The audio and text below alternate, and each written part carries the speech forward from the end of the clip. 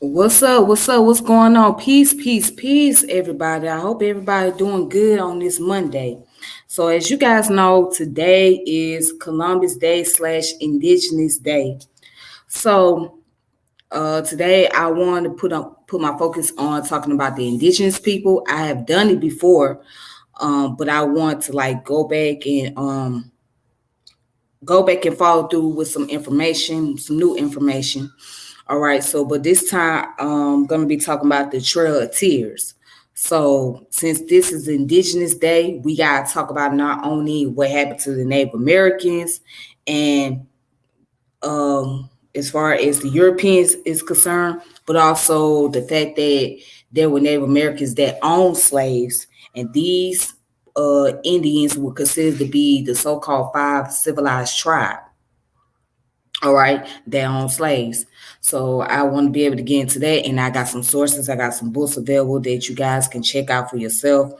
All right, but anyways, I just want to walk you guys through this.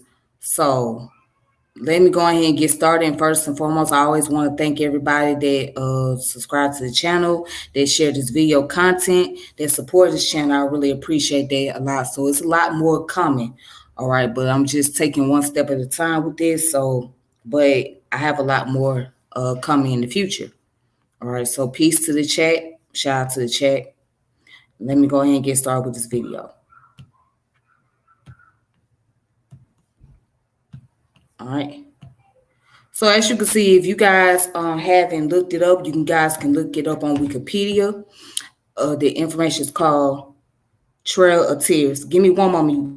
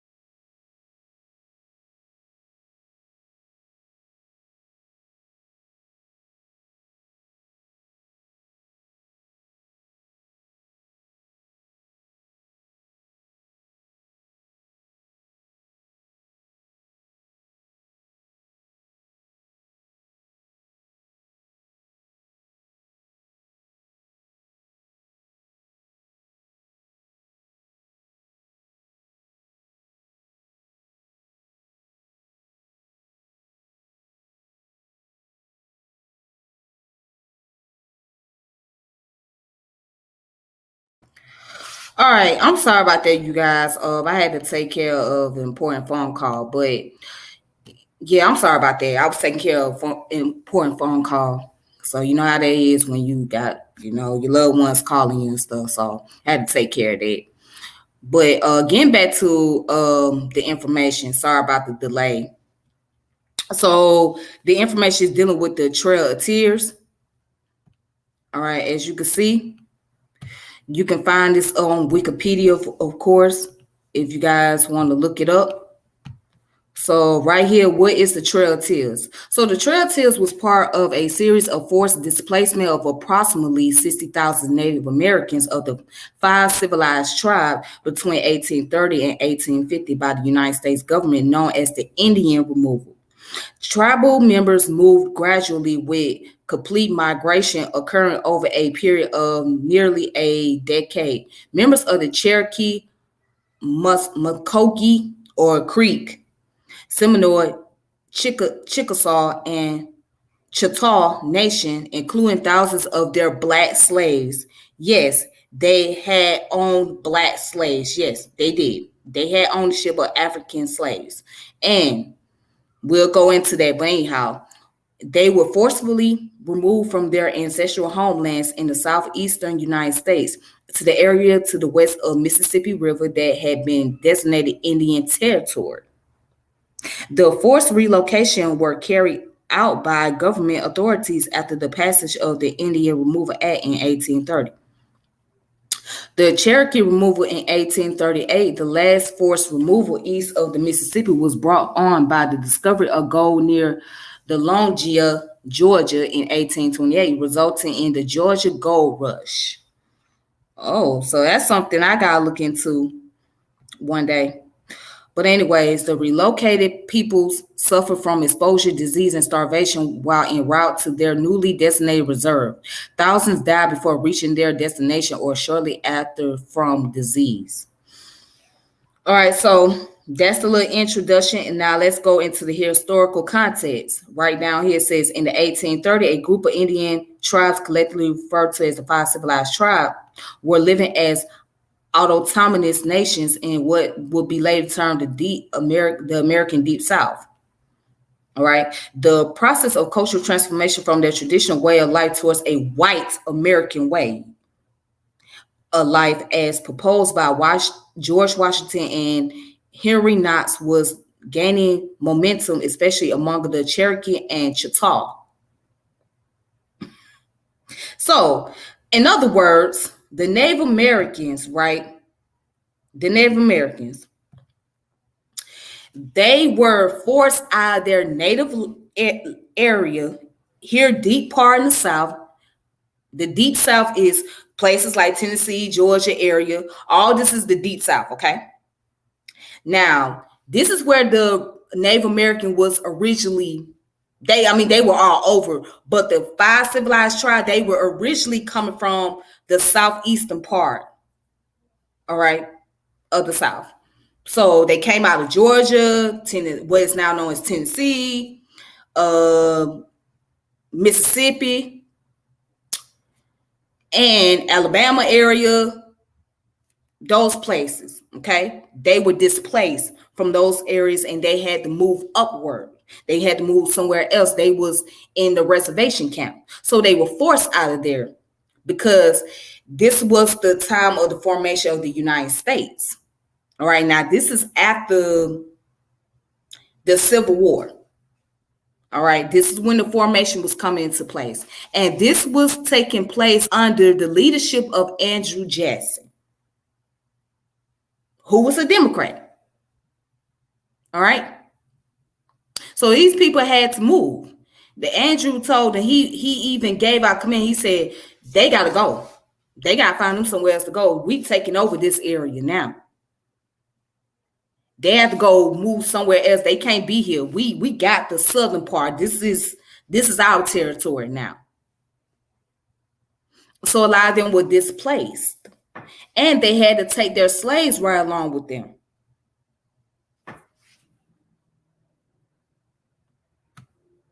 But we never learned that in school. We never learned that. Okay? That's interesting, isn't it? All right.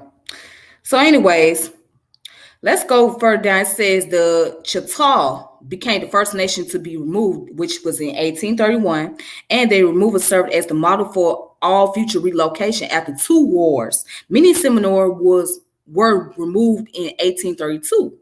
The Creek removal followed in 1834.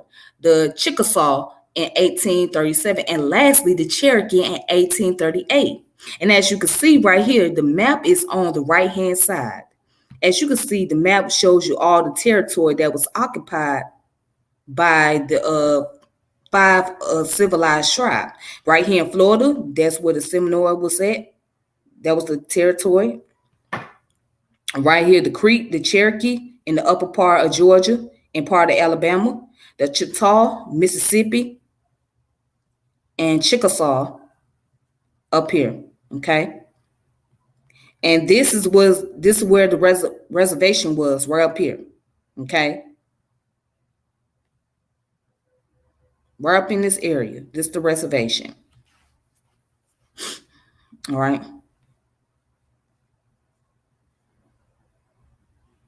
As you can see right there. So again, this was the formation. This is when the United States was in the process of purchasing territories and whatnot. And as you can see, this is when they seized what is now known as Texas and Arizona and all the different places from Mexico.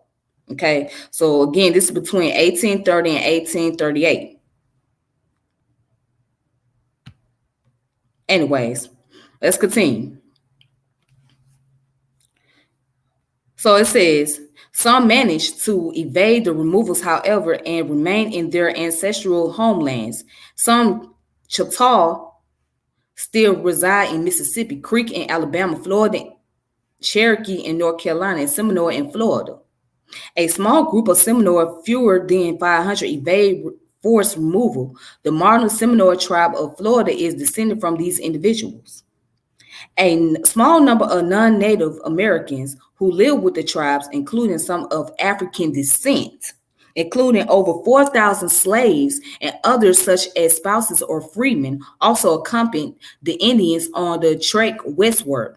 By 1837, 46,000 Indians from the southeastern state had been removed from their homelands, thereby opening 25 million acres for white settlement. So they had made room for the white folks.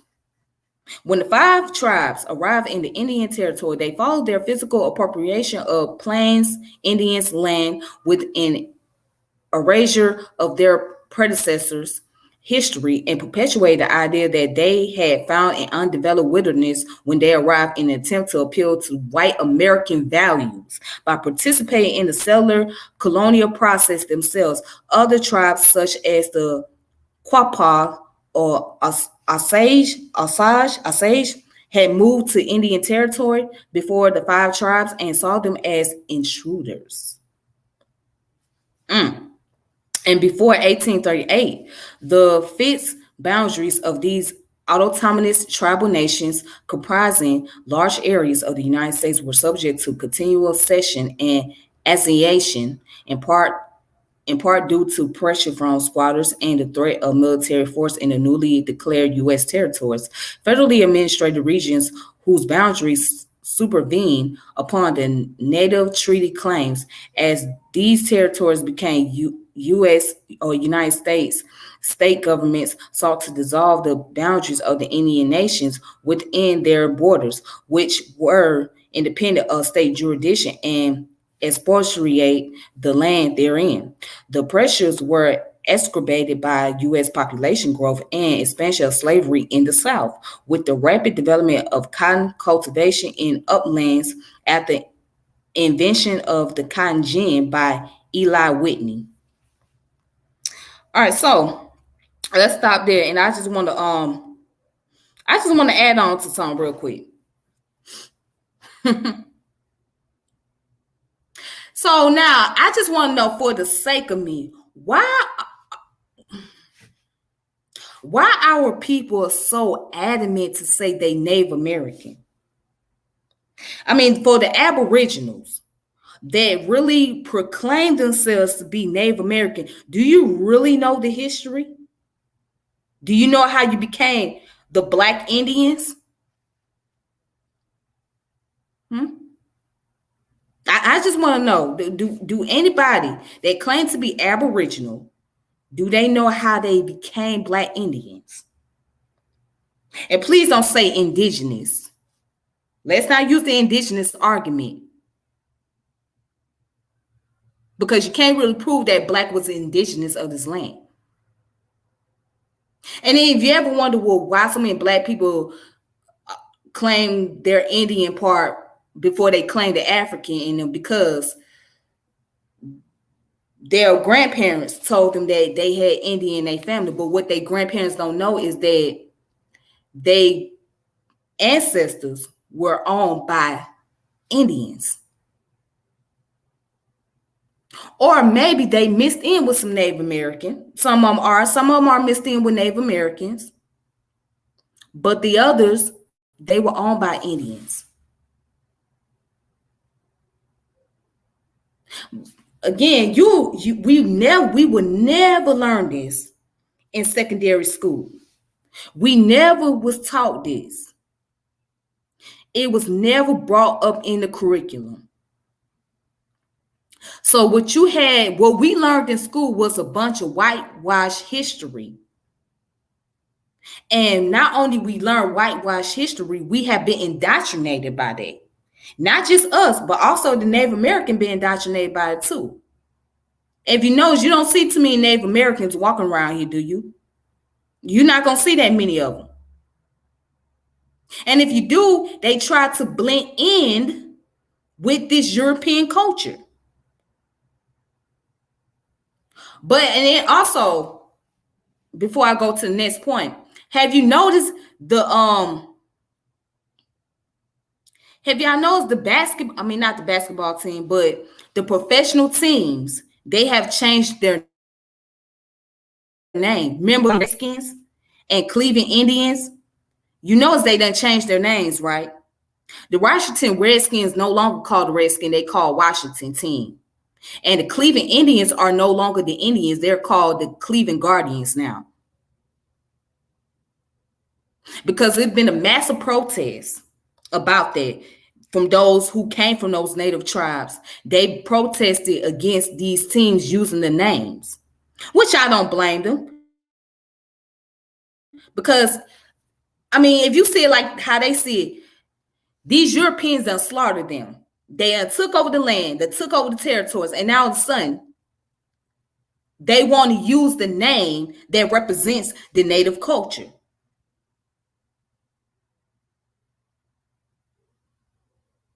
So can we really blame the Native Americans for feeling the way they do about this government and uh, about the Europeans and all the professional teams?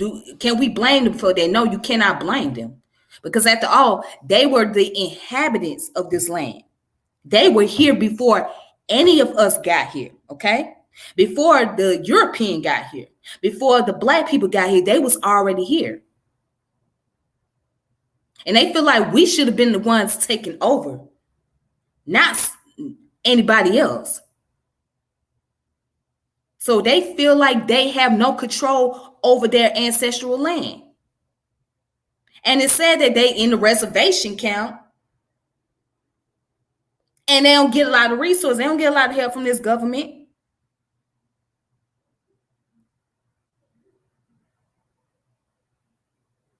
So I would recommend you guys to check out Dr. Amos Wilson.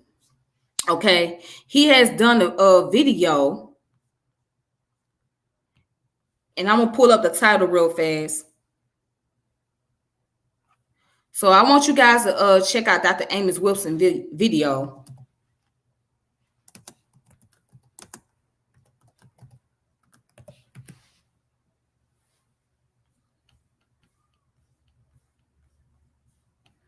It's called a psycho.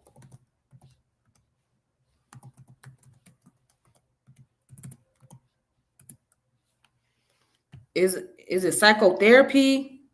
It's called Foundation for a Psychotherapeutic Black Psychology. That's the name of the video. The Foundation for the Psychotherapeutic. The Foundation for a Psychotherapeutic Black Psychology. And so Dr. Amos Wilson does a good job going into how we all been caught up in the patriotism of this government. And to this day, we're still whitewashed. Even after we gain our freedom, even after getting so many rights, which is not really rights, it's privilege if you want to be technical, we still are subjugated to this system. We still trying to seek validation from the system that is currently operated by those under those who are European descent. So it's that colonial mindset that's still there to this day. And the mainstream is predominantly who? The mainstream is predominantly Eurocentric. That's the mainstream.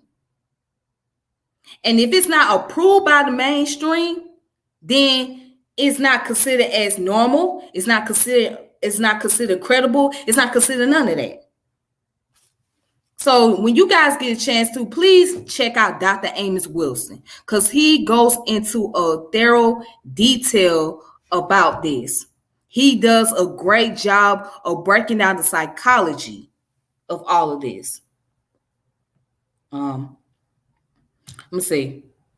Andrew Jackson wanted to maintain slavery and breeding slave economic power, but he wanted to cut off imports or export. Fearful of Haiti and Florida and other areas uniting, he caused the wars. Yes, he wanted to continue on with slavery. That's all it's about, slavery and power. That's what Andrew Jackson wanted. Because slavery was building this economy. It was building up this system that we call the United States government. So without the back of slavery, there would be no U.S. government.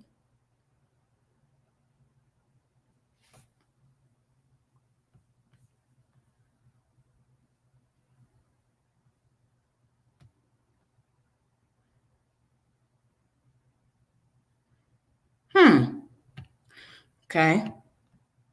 It says, would be hard pressed to find just one. In short, he feared the ideas of those islands being so close. So he and others wanted to cut off and capitalize a mean of power by becoming the lead in.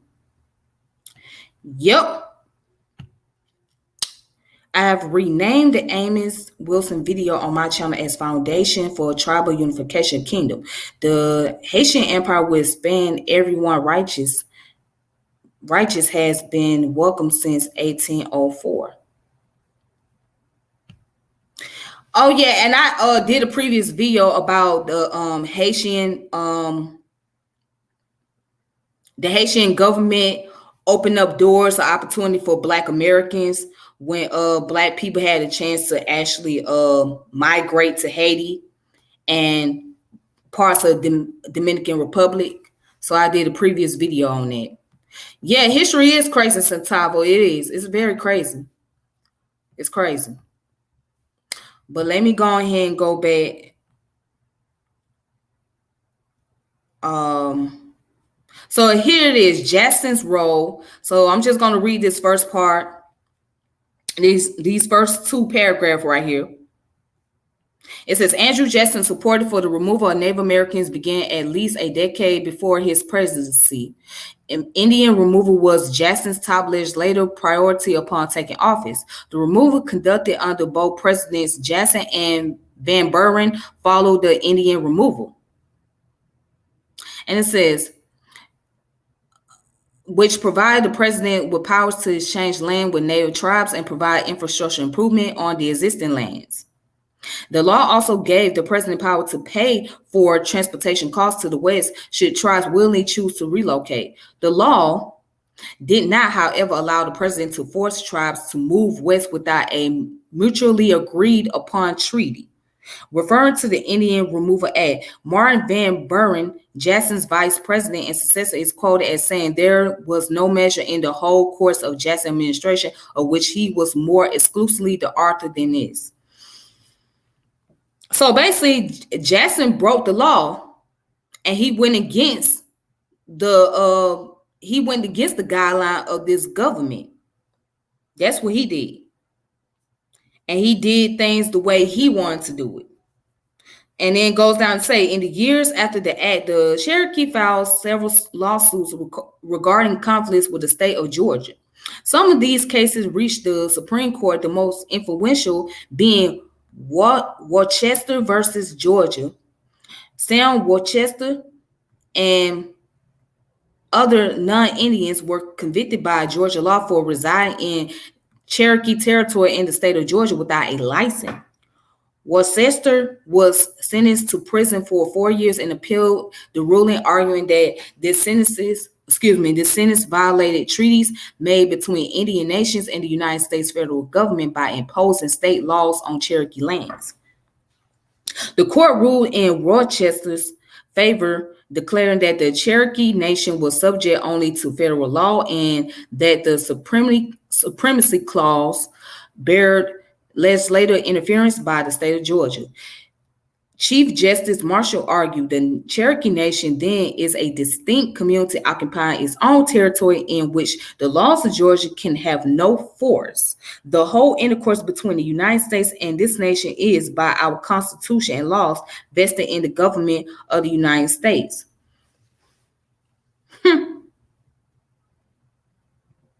So again, it was on Jackson's own will. It was Jackson's own will that's why the Indians had to leave. It wasn't by the Supreme Court, because the Supreme Court said you can't force these people to leave. But Jackson said, you know what? Bump the Supreme Court. I'm going to go against them, and I'm going to do what I want to do. Because he felt that he had the power to do so without any repercussion. All right, so it goes into the legal background. Let's go to the Chickasaw Removal. It says the Chickasaw Nation resided in large portion of what are now the United States of Alabama, Mississippi, and Louisiana. And after a series of treaties starting in 1801, the Chickasaw Nation was reduced to 11 million acres. The Treaty of Dancing Rabbit Creek ceded the remaining country of the United States and was ratified in the early 1831. The removals were only agreed to after a provision in the Treaty of Dancing Rabbit Creek allowed some Chickasaw to remain. The chief of the Chickasaw tribe, George W. Harkins, wrote to the citizens of the United States before the removals were to commence. All right. And it says, it is with considerable defiance that I attempt to address the American people, knowing and feeling sensibility my incompetency, and believing that your highly and well improved minds would not be well entertained by the address of a Chickasaw. But having determined to emigrate west of the Mississippi River this fall, I have thought proper in bidding you farewell to make a few remarks expressive of my views and the feeling that articulate me on the subject of our removal. We as Chickasaws rather chose to suffer and be free than live under the degrading influence of laws which our voice could not be heard in their formation. George W. Harkins to the American people. All right. So then it goes on to say the United States Secretary of War, Lewis Cass, appointed George Gaines to manage the removals. Gaines decided to remove Chickasaws in the three phases starting in 1831, ending in 1833. The first was to begin on November the 1st, 1831, with groups meeting at Memphis and Vicksburg. A harsh winter would batter the immigrants with flash floods, sleet, and snow. Initially, the Chickasaws were to be transported by wagon, but floods halted them. With food running out, the residents of Vicksburg and Memphis were concerned. 5 steamboats would ferry Chickasaw to their river-based destination. The Memphis group traveled up the Arkansas for about 60 miles to Arkansas Post. There, the temperature stayed below freezing for almost a week with the river clogged with ice, so there could be no travel for weeks. Food rationing consists of a handful of boiled corn, 1 turnip, and 2 cups of heated water per day. 40 government wagons were sent to Arkansas Post to transport them to Little Rock. When they reached Little Rock, a Chickasaw chief referred to their trek as a trail of tears and death. The Vicksburg group was led by an incompetent guy and was lost in Lake Providence Swamp. All right. So that's some of the information about the Chickasaw. So I'm going to go ahead and go down to the Seminole. And I know a lot of you guys may have heard about the Seminole Nation and the removal, but let's just go ahead and recap for those that's not familiar with the Seminole. It says the U.S. acquired Florida from Spain via the Adams-Onis Treaty and took possession in 1821. In 1832, the Seminole were called to a meeting at Payne's Landing on the Ocklawaha River.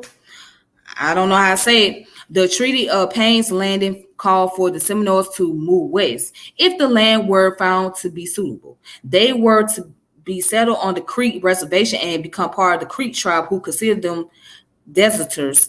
Some of the Seminoles had been derived from Creek bands, but also from other tribes. Those among the tribes who once were members of Creek bands did not wish to move west to where they were certain that they would meet death for leaving the main band of Creek Indians. The delegation of 7 chiefs who were to inspect the new reservation did not leave Florida until October 1832. After touring the area for several months and conferring with the Creeks who had already settled there, the 7 chiefs signed a statement on March 28, 1833, that the new land was acceptable. Upon their return to Florida, however, most of the chiefs renounced their statement, claiming that they had not signed it or that they had been forced to sign it. And in any case, they did not have the power to decide for all tribes and bands that reside on the reservation. The village in the area of the Apalachicola River were more easily persuaded, however, and went west in 1834. On December 28, 1835, a group of Seminoles and blacks ambushed a U.S. Army company marching from Fort Brooke in Tampa to Fort King, Ocala, killing all but 3 of the 110 Army troops. This came to be known as the Day Massacre. All right, so as you can see, the Seminoles was very resistant, and even especially the black Seminole, they was very resistant. They were very resistant against the United States government trying to remove them, and even the ones that were black, they left the Florida region and went to the places like Mexico. And they went to places like Mexico just to get away from all the chaos, right? But there was Seminoles that fought back. They said, look, we're going to fight back. We're going to go against this because we're not going to tolerate this. We're not going for this. We're not dealing with it. And they stood their ground. They did. All right, and it goes into the Creek dissolution, the Chickasaw monetary removal. So let's look at the Chickasaw monetary removal real fast. It says the Chickasaw received financial compensation from the United States for their lands of the east of Mississippi River. In 1836, the Chickasaw had reached an agreement to purchase land from the previously removed Chickasaws after a bitter fight year debate, they paid the Chickasaws $530,000, which would equal the $12,490,033 today, for the westernmost part of the Chickasaw land.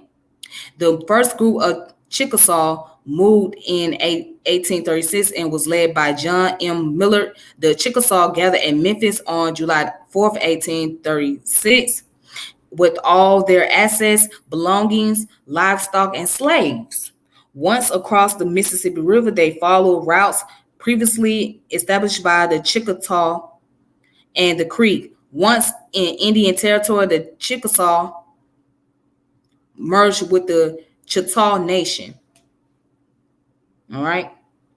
So here's the historical marker right here that could be found in Marion, Arkansas.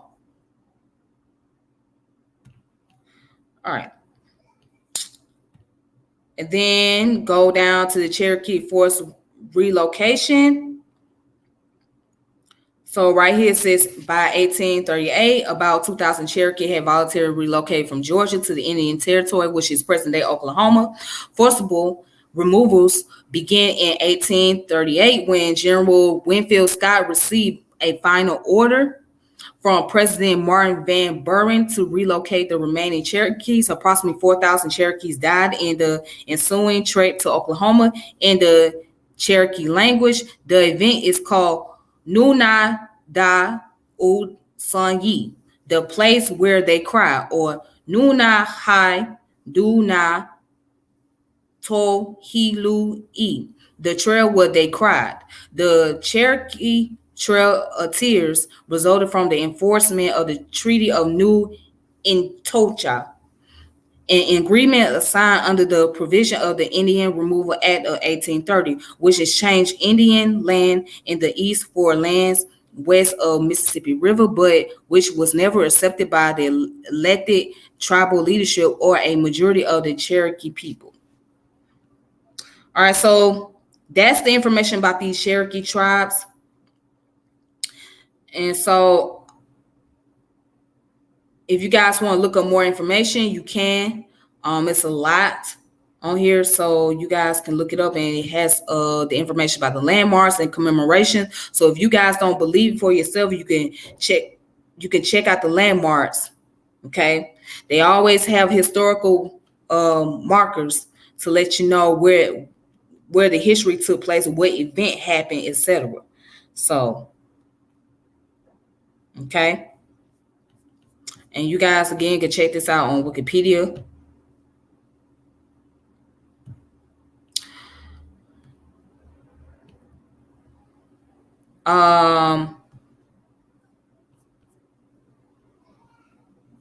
Also, there's a journal article, which I'm just going to show y'all. I'm not going to really go into,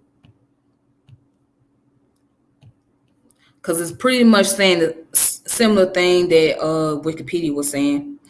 So it's called Books and Journal, University of Minnesota Press, American Indian Removal Beyond the Removal Act.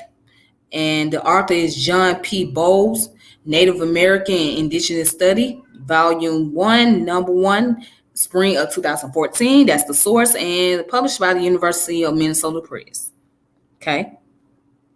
All right, so you guys can check it out on jastor.org, JSTOR.org.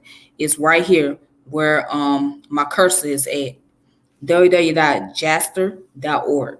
You guys can check that out if y'all want to look up more information. For those of you who like to search online, use a search engine and find something, find valuable sources. Here it is. All right. Maybe I need to zoom it up for y'all so y'all can see that. Okay.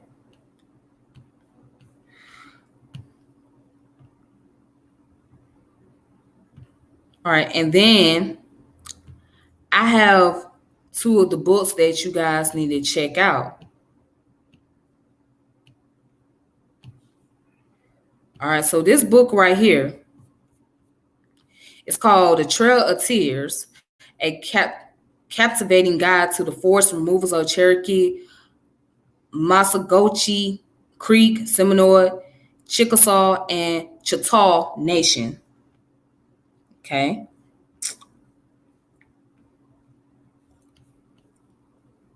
All right, so it came out in 2018.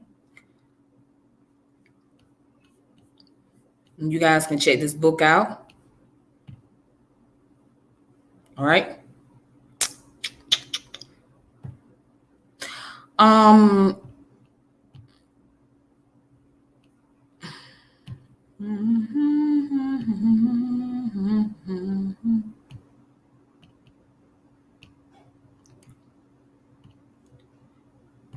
So then I have another one that I would recommend you guys to look into.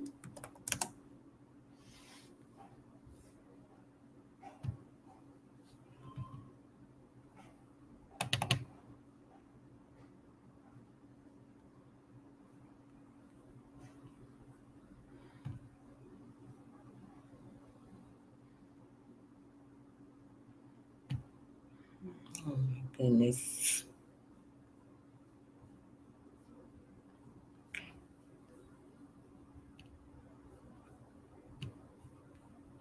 All right, so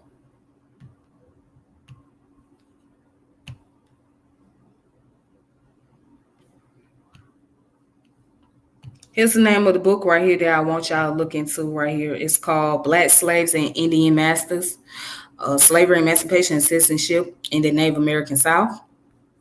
And the book was written by Barbara Cothormer. Barbara Cothormer. That's her name. Barbara Cothormer. So you guys need to go ahead and check this book out. So it goes into the history about the Black slaves and their Native American owners.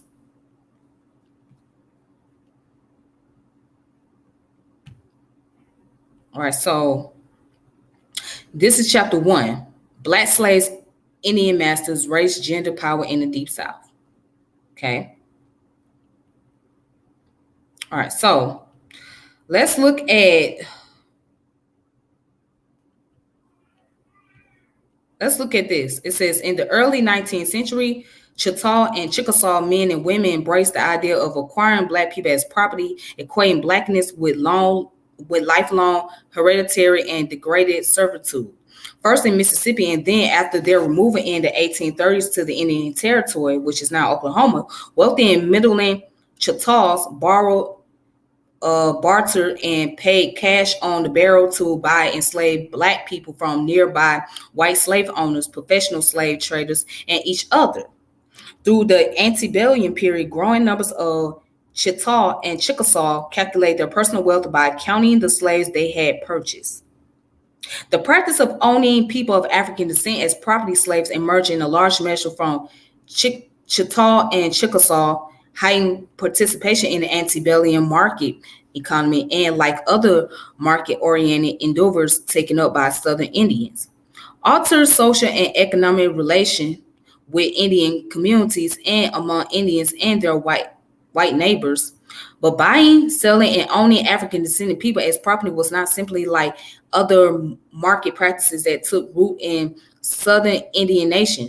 Slaveholding and the associated transaction of profiting from owning and exploiting Black people's labor and reproduction required the Native people engage decidedly new meanings of property, race, and gender that had lasting consequences for Indians and African Americans alike.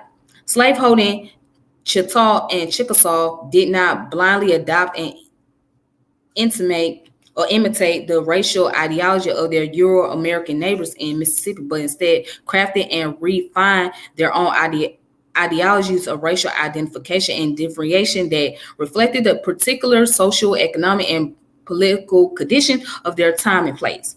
Racial categories, which encompass not only Blackness but also conception of Indianness and whiteness, were never static but were made and remade from the late 18th century through the antebellum era. During this time, Choctaw and Chickasaw engaged a new form of property ownership, personal wealth, and shifting gender roles, and also contended with the mounting local and federal assault on Indian sovereignty and land titled in the southern states. All right. So it goes on to say child slavery did not emerge in the Chickasaw or Chickasaw Nation until the early years of 19th century, but neither the institution of human bondage nor its bedrock ideology of racial hierarchy materialized out of thin air in Indian communities. Beginning in the late 17th century, generation of Chickasaw and Chickasaw men and women became well acquainted with the social and economic dynamics of the European colonial slave society taking shape around them. This chapter begins with an overview of indigenous practice of unfreedmen and captivity and Indian enslavement in the French and English colonies. The aim is not to suggest a clear and unbroken trajectory from captivity to slavery.